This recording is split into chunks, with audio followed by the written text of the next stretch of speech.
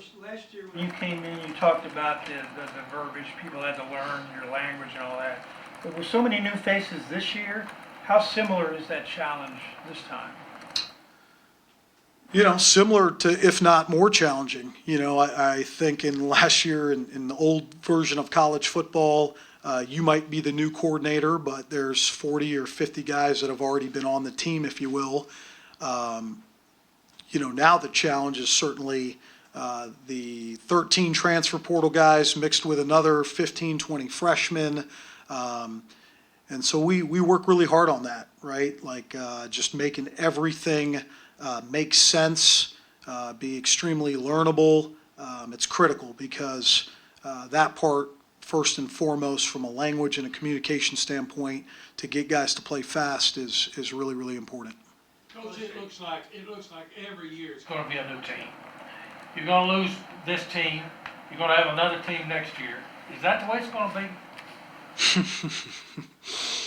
be? Your guess is probably as good as mine. So we hope not. You know, you hope that certainly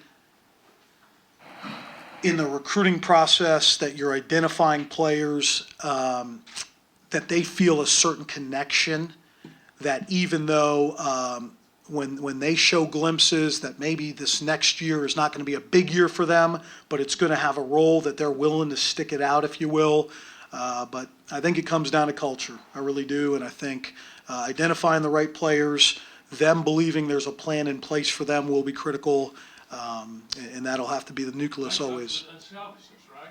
Absolutely. And it's challenging. You know, I think, you know, naturally you always want to look at the players and this and that, but it's complicated these days. I think we all know that, right?